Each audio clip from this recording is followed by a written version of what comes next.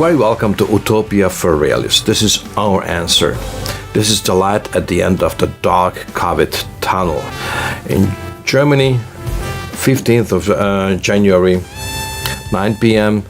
In Great Britain, 8 p.m. In New York, East Coast time, it's going to be 3 p.m. And the Pacific time, Los Angeles, so West Coast, going to be noon, so 12 a.m. So very welcome to our Utopia for Realists. Live the vision, and thank you for being with me. Thank you for allowing me into your life and being in my life. Be with us on Saturday, January 15th. Welcome, everybody. This is Scott Medina for Sonic Perspectives. Today, we're really excited to have our guest, Leslie Mandoki from the Mandoki Soulmates. And we're very happy to be able to bring this to you on this video interview. Welcome, Leslie. Good to have you here with us. Thank you, Scott, for having me, and thank you for being in my life, stepping into my life right now, and sort of sharing the vision. And because this, the Soulmates is a kind of much more than music. Music is just what is transporting an idea of a bunch of musicians who are a kind of idealistic community. Mm.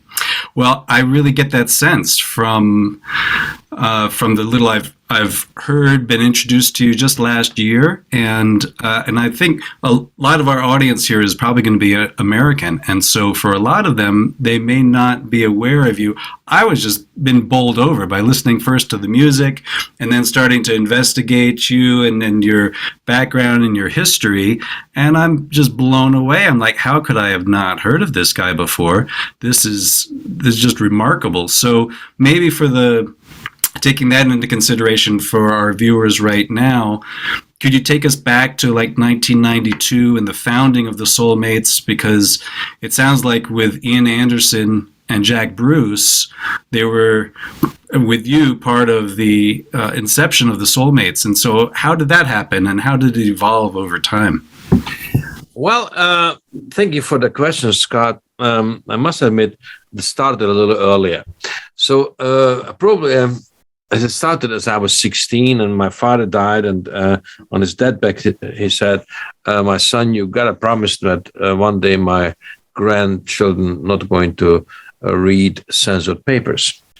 And my answer was, Father, I mean, there is the Iron Curtain. So he said, boy, you got to go. You have to find your way to leave and live your life, live your dreams, and don't dream your life. So it was taken about another 6 years, and I became in Hungary kind of the leading prog rock voice of the opposition of the student uprising. But I had to leave, and I left with a dear friend of mine, Gabor Csupo, who you know as an American because he's the creator of Simpsons and Rugrats as a cartoonist. Yes. And so we left through a tunnel, and it was really dangerous. And we finally touched down in a refugee camp, and the American resettlement officer was asking both of us, what do we have on mind? What we would like to do now in the free world? And my answer was, I would like to play with Ian Anderson of TOTO and Jack Bruce of Cream and Meola. And it was 1975. So the guy looked at me, and he was from Ohio. And he said, you must be totally crazy. Then he turned to Gabor Csupo, and he said, and you, young boy? I said, well, I'm a cartoonist. I'm an animator. So I go to Hollywood, and I have some ideas. So I'm going to have a studio there. So that's what he was doing. So, and actually, for him was taking a couple of years until he got there where he wanted to be. So this is the American dream. Mm-hmm. So we just lived, our dreams, and we were not dreaming our life. That's all. So I made my way as a studio session player and all the rest of it, and as a producer, and I thought now is the time is right, and it was about 30 years ago, as you're saying, Scott, and so then I was found the right moment to talk to Ian Anderson, who became a very close friend and the greatest hero of my life, and Jack Bruce and Meola and Randy and Michael Brecker. And now all our listeners in America would ask and say, wait a minute, this guy is talking about the greatest artist of British prog rock. In the same sentence, he's talking about American fusion jazz rock. So what's wrong with that? So, and this is again, as I was probably 18 years old, I was very attracted by Jethro Tull and Emerson, Lake and Palmer and Yes and King Crimson and early Genesis and all this. So that this, because I thought, okay, poetically and socially, the lyrics of the prog rock bands and the way they write the stuff, and the compositions and the harmonic world and the way of the production is totally me. But at the same time, I was missing something. And I found that with the Mahavishnu Orchestra, Weather Report, Return to Forever, Brecker Brothers, and so on. And because that was the American fusion thing, which is what didn't have a literature kind of lyrical content at all, mostly instrumental anyway, but had this wonderful virtuosity, this phenomenal soloistical blessings. And I thought, okay, Mandoki, you were born to do something very special, to merge that, to melt this kind of eclectic thing, that to have the prog rock intellectuality and to have the phenomenal virtuosity of the American jazz rock. That was my vision, and that's what I'm doing since. And so 30 years ago, way over 30 years ago, we just started, and it was already, Randy Brecker and Michael Brecker and Bill Evans and Mike Stern and Eddie Meola and on the one hand side, but Ian Anderson and Jack Bruce and Dave Clayton-Thomas and Bob Kimball of TOTO and Chris Thompson of Manfred, Mann, Earthman. So on the other hand side, so we melted this British intellectual prog rock with the wonderful virtuosity of American jazz rock. That was the idea, and still is the idea. Yes, and right up to your new album, I saw that you mentioned that the seeds of that were, or the initial inspiration was from John Lord and Greg Lake. So how did that work in? As number one, as you in your very first introduction, was something is already tuned into the fact that no one knows me in America, and for absolutely good reason, because throughout this over 30 years, I was working with every and each major record company, but they always loved the fame of mine and the Golden Records here in Germany. Where I touched down as a refugee, but they never, but they refused to release it in America. So I never even had the chance to have a flop. So now, after 30 years, Inside Out, distributed by Sony, was discovering me. I wish that was already 30 years ago, but and with this new album, and this new album again has a story. We were playing a couple of concerts in a lineup 18 years ago. Peter Frampton was on guitar in a Mandoki band. Jack Bruce was on bass and they were singing. John Lord was on Hammond from Deep Purple. Manfred Mann was on a synthesizer. And Ian Anderson was playing flute and was singing, and Bobby Kimball of TOTO was singing, Chris Thompson, and Greg Lake was playing the second guitar. I played the guitar with Peter Frampton.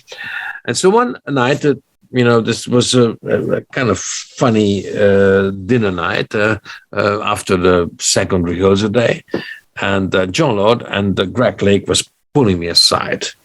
So Leslie, we have something, and being the band leader for my lifetime, I know when someone is pulling me aside, is some problems to take care of, what the bosses are always there for.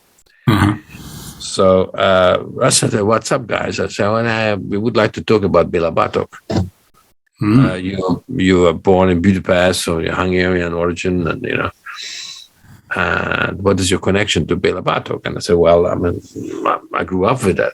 My father was a musician, so this is a very obvious thing. And so And then Greg Lake is saying that big secret that Emerson, Lake and Palmer never wanted to do pictures of an exhibition. They had in mind to Hungarian pictures by Béla Bartók, but because this is a much more rock substance there, but they never got the copyright. So I said, Leslie, maybe you can do that, and we could do it with the Mandoki band. This, I said, well, great idea. So after these shows, I was trying to get, but I couldn't. So I was flying over to London to see John Lord and from the Purple and Greg Lake from Emerson, Lake and Palmer. So we were sitting on the down piano, and so we made we wrote down some ideas, but nevertheless, I never got the permission. So we had to wait until the 70 years of the copyright protection is over. And very, very, very sadly and absolutely unfortunately, brutally, life can be brutal. John was dying of cancer. Greg Lake was dying of cancer. So until we could get the rights to do it, and they were not with us anymore. But it was an obvious promise that we're gonna do it. And so we came together now, and we recorded it, and it was a blessing, and Cory Henry was, youngest, one of the youngest. He was doing a fabulous job, and on keyboards, and Eede Meola, Mike Stern, and John Lord was kind of replaced, how should I say, by Cory Henry and Tony Carey, who was playing with the Rainbow of Richie Blackmore, and so we had, of course, Ian was playing the flute, and so we had a kind of great gathering here with Richard Bona on bass, and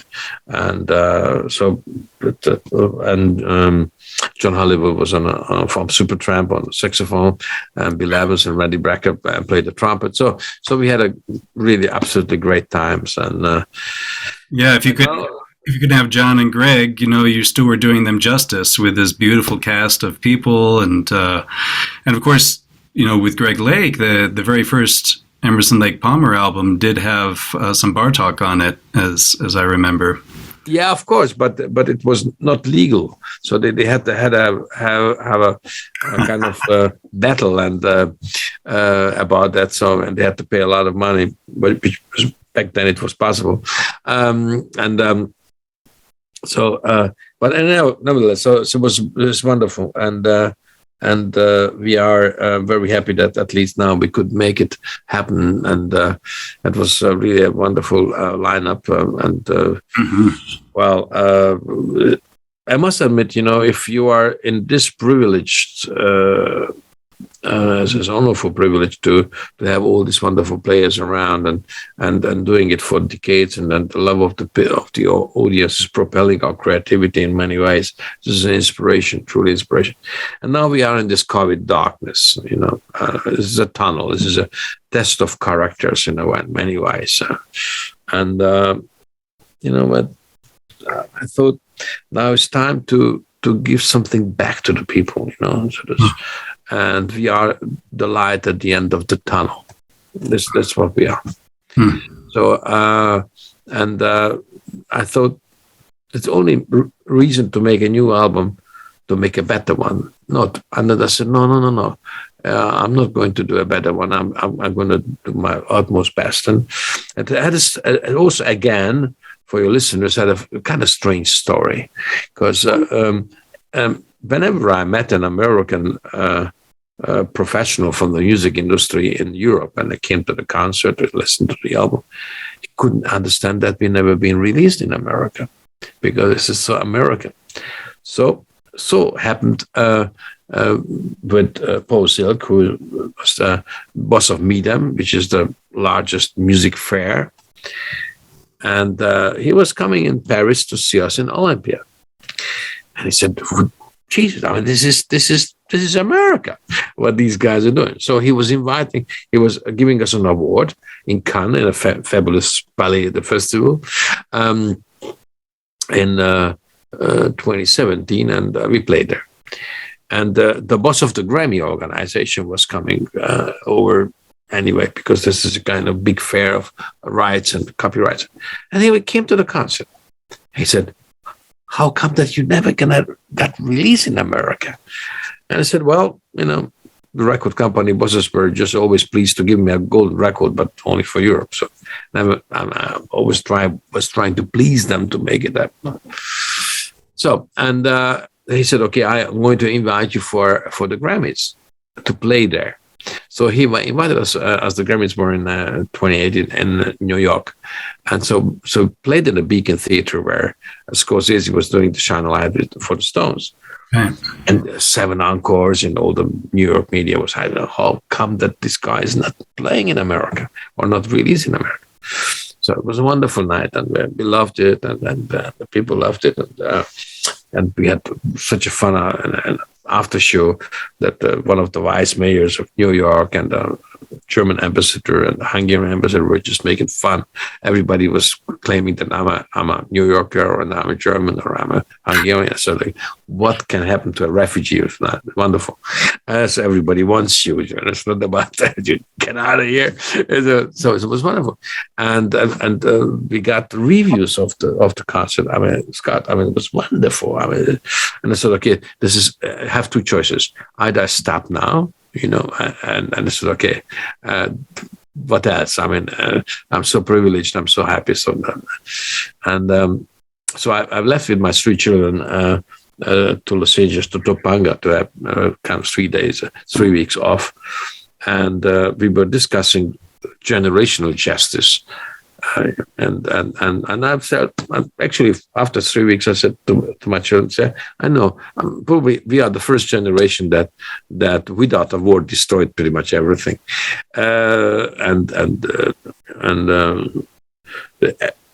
We leave behind one day the world without a reasonable social balance and a destroyed environment and many other things. And this casino capitalism. So I had a sort of social critic, and so I left LA. I was back in Germany in my studio, a million things to do, and I had to fly to China. I had shows there, and I was on my way to the airport in Beijing, and my phone was ringing. My son was on the phone. I said, Dad, that only that I just refurbished the studio. I was firing 4 of your employees, and I hired another 4, and I changed the color of the walls, and there's some technique, and the floor is different, and all this. I said, my son, it's incredibly funny that you're telling me this, but I'm just about to get to the Beijing airport, and in about 12 hours of flight, and I'm home, and then you can tell me what you have on mind. I said, Father, you don't get it. It's not that I have a mind, it's just happening. So I was throwing out about 2.5 tons of trash, what you were collecting your whole life, everything, this and that. So it's just gone. And you're not coming home either. So you must be joking. So, I just rebooked your flight. You're flying to Bali. And I was sending everything there. You are going to be in a beach house. And you are going to write that album what we were talking about in Los Angeles, about the generational justice. Wow. And I was sort of breathless because I thought, and that you understand what I'm saying. You're not going to have any emails now on your iPad or your iPhone. It's just offer everything. You go there, it's at beach house, and you call me or when you finished with the album. Wow. I just wrote that. So I went there. It was 4 walls. It wasn't a beach, but it was behind walls. In the middle, it was a swimming pool. So I was not really sleeping. So I just slept an hour, and I was going by the sun to be always in the shade, for side of the swimming pool. And I got catering from the hotel nearby, and I was just writing. And about 2.5 weeks later, I called my son and said, "Well, I'm ready to come home." So, Father, it's the best album you ever wrote. It's yes. So I came home, and that's what you're listening to. Wow. And I know that you're a real creative spirit, because first I listened to the studio album, and then I watched the video realization of that, live in the studio. And already I'm noticing, wait, there's different musical guests on here. All the guests are blowing my mind, but they're different. And then you have like a sitar player and a tabla player in this one version. And then I watched the live concert you did, I think it was last August, right? And then it's even different there. And I'm like, wow, they're recreating this each time. There's different arrangements, adaptations. This is a real creative spark here. I mean, that's a lot of work you did. Yeah, it's an intense life, yes, but I love it. So the audience and love of the audience is a great inspiration. It's great. It's really, really. So we love to do it, and let's talk about this concert in Budapest. So I'm coming home, and I'm not living there, but so you're coming back to the place where you were born and raised and went to school and learned to play. And we had rehearsals there in an old club I was renting, where I was growing up, playing the first gigs, and it was incredibly nice atmosphere, and all the Americans, they loved it. And so on the day of the concert, so there's 3,000 people are coming to the concert. After the sound check, 4 Hungarian iconic, legendary rock stars, superstars are showing up. And I said, "Can we have a word with you, Leslie?" I said, "Of course." I said, "It's a strange thing that you came to the place where you were born to finishing up your career." I said, "Beg your pardon, what the hell are you talking about?" I said, "Yeah, I mean, instead of playing all these smash hits, but all the members have 35 Grammys or whatever, and you're playing only fresh new music.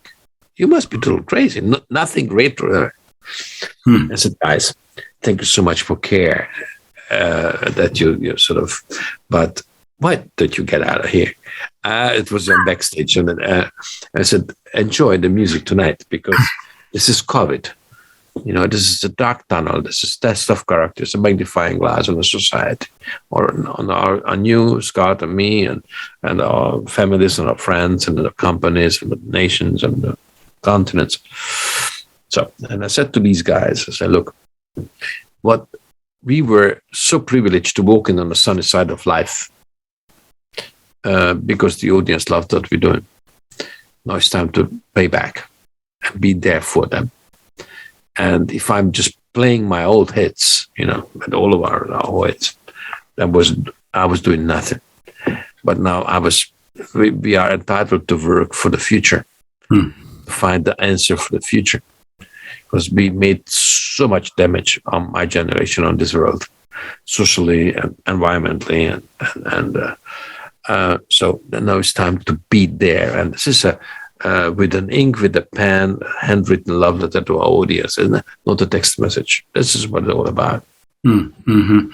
And you really have that sense of passing off the torch and recognizing it. I mean, in your song, The Torch, you're telling the younger generation, stay hungry, foolish, young, and play along. Tell us more about that line.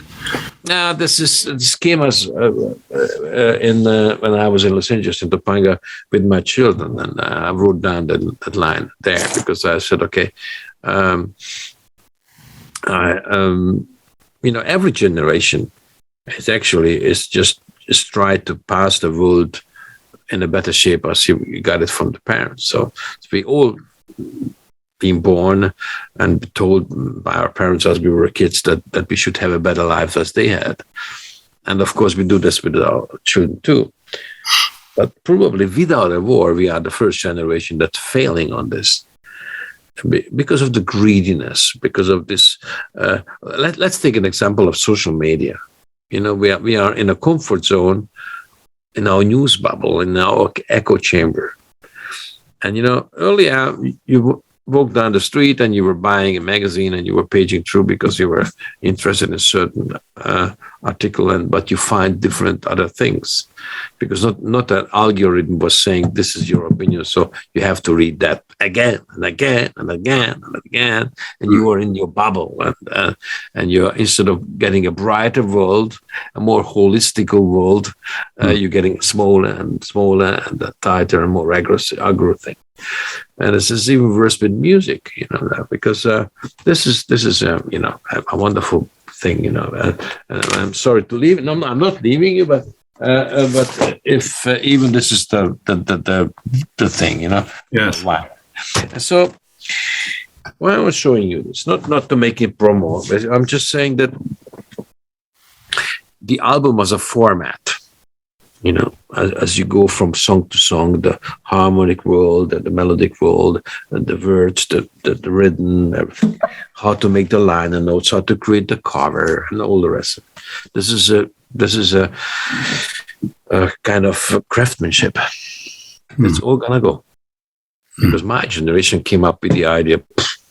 Forget it. I mean, 15 years ago came iPhone and changed the world. It's my generation. And don't talk to each other is enough. If the friends are who are liking your photo with the dog, it's not. Friendship is something else. And when you went to the doctor in the morning and he said you got cancer, and someone's coming over to the house and has a beer with you, this is your friend. And when you find your wife with a gardener and you're really kind of sad, and you can call someone who is having a beer with you, this is a friend.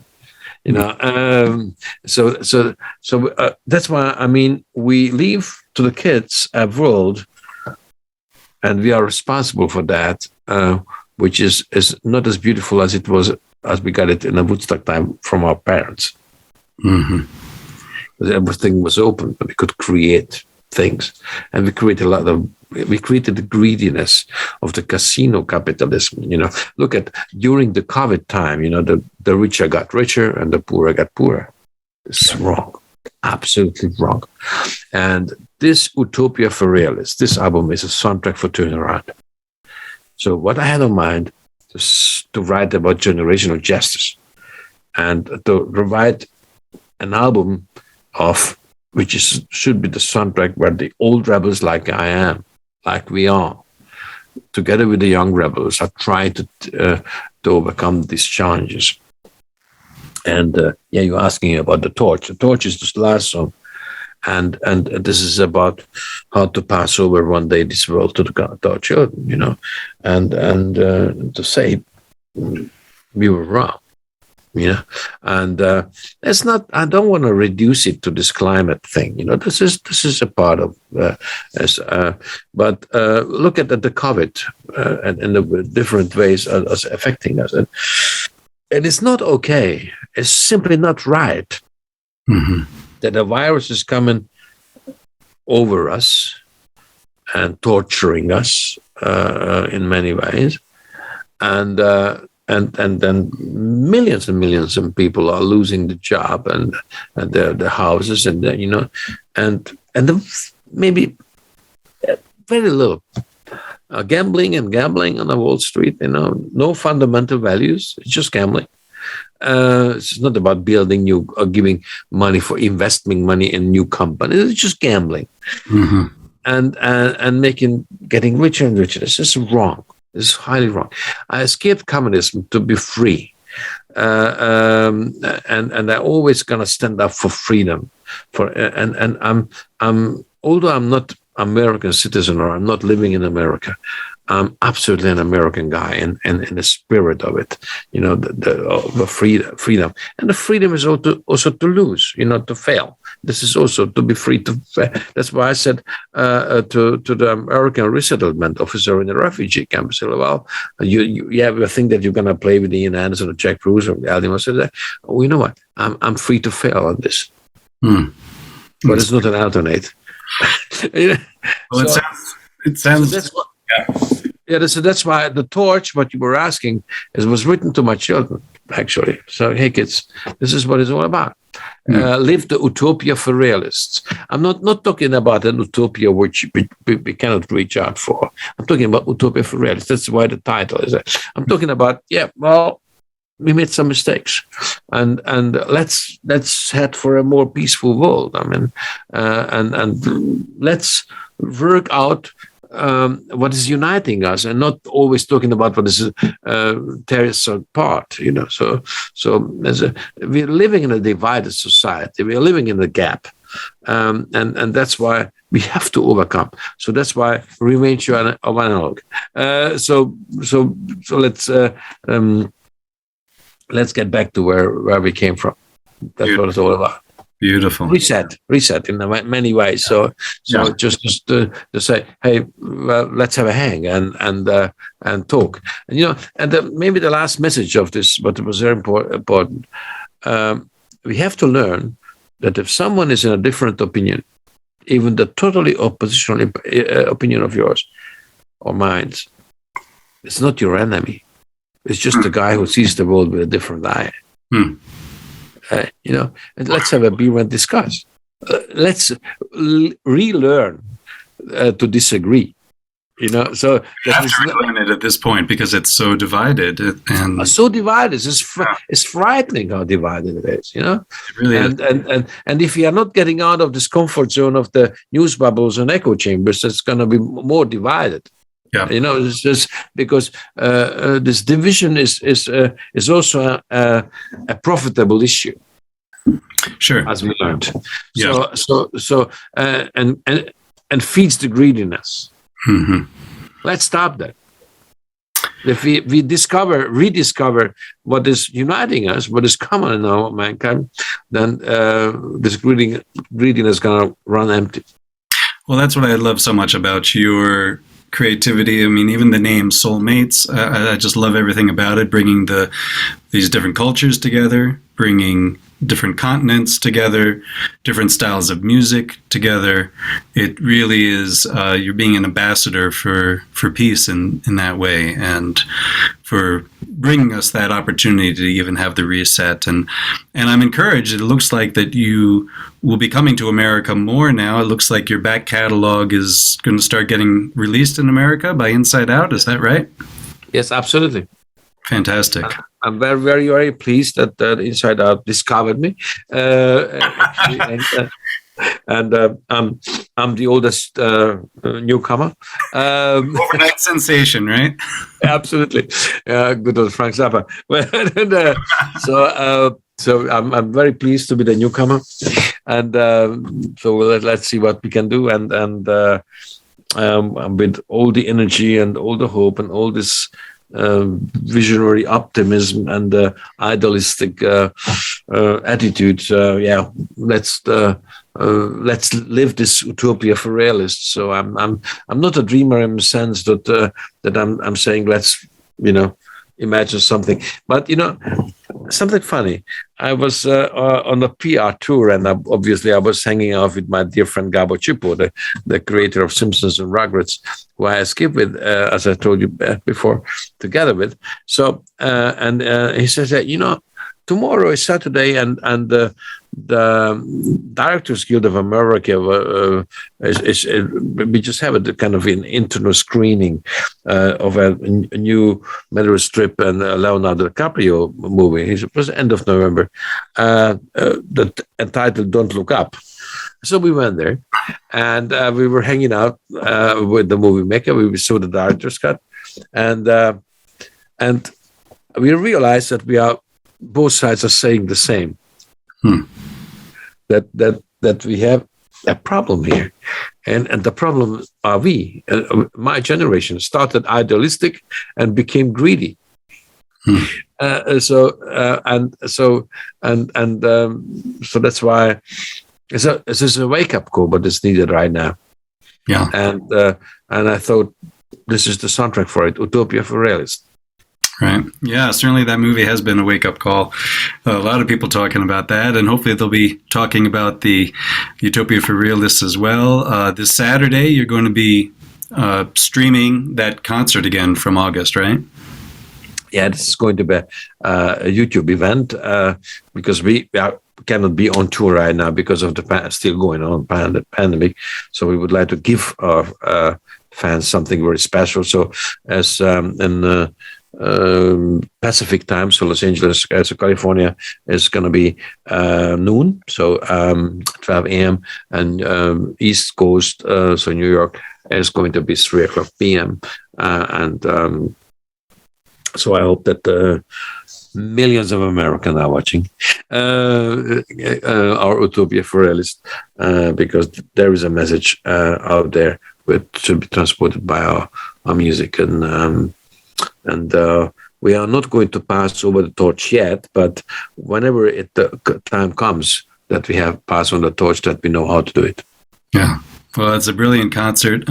Everyone should definitely tune into it. I'll be there. And Leslie, thank you so much for talking with us. And may 2022 be that year of resetting, really, as you spoke, and bringing us together, opening our hearts and our ears to each other in conversation. And thank you for providing the soundtrack for much of that. Thank you so much, Scott, for having me. Thank you for being my life. Thank you for allowing me to yours. Please share the vision, and we are going to play and sing for a better world. Blessings, my friend. Thank you so much. Thank you.